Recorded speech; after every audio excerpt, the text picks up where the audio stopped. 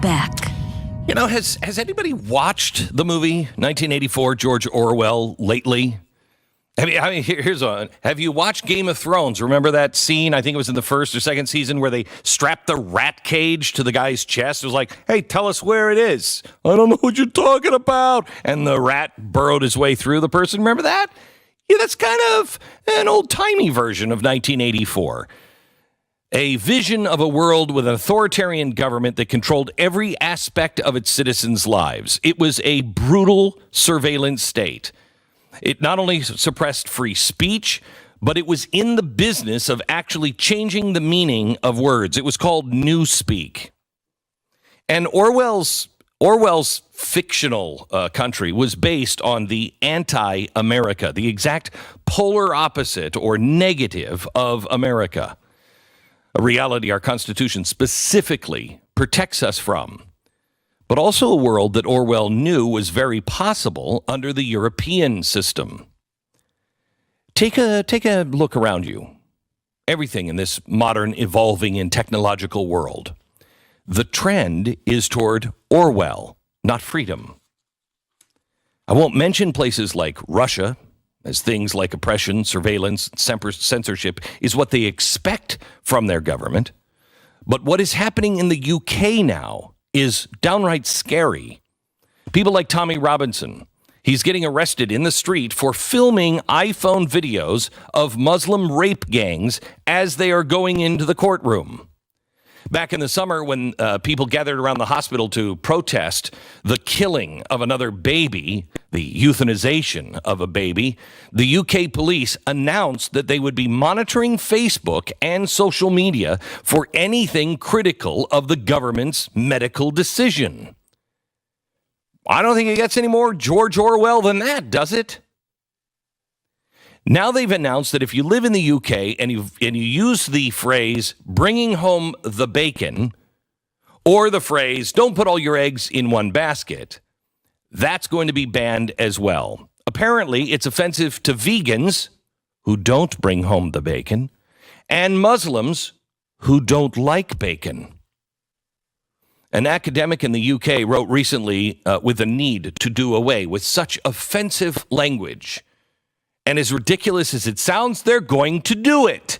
But this is the world of relativism, where there is no right or wrong. Whether you can speak or not is all dependent on who is in charge of what is politically correct.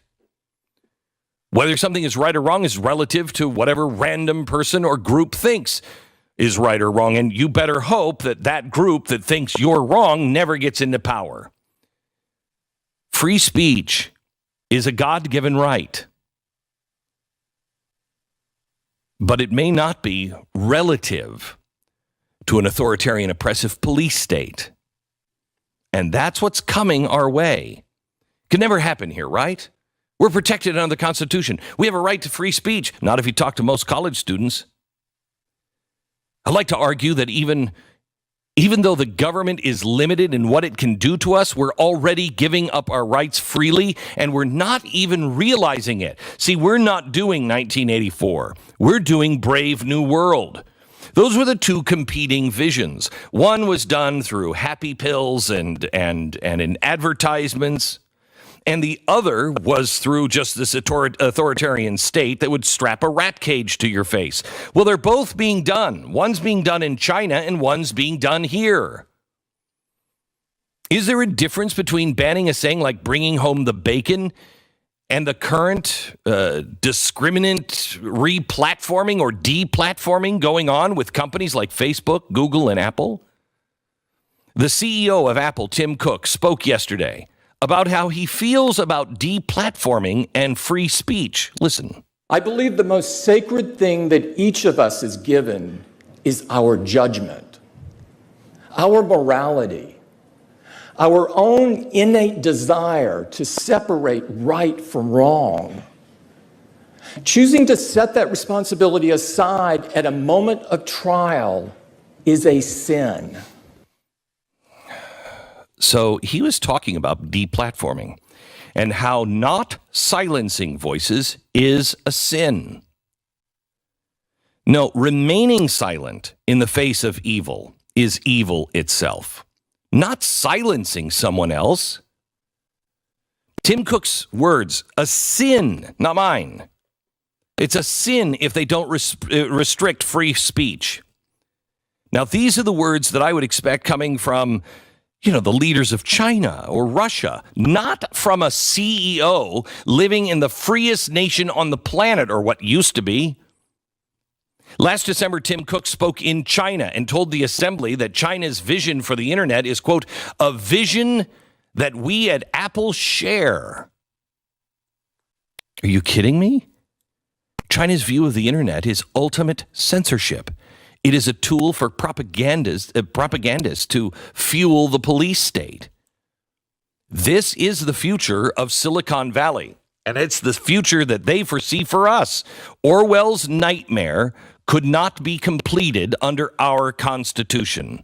The government can't take away our rights as they do in places in the UK or in China. That's why the corporations will do it. The government doesn't have to. We're giving our freedom of speech away freely to the overlords at Facebook, Google, and Apple.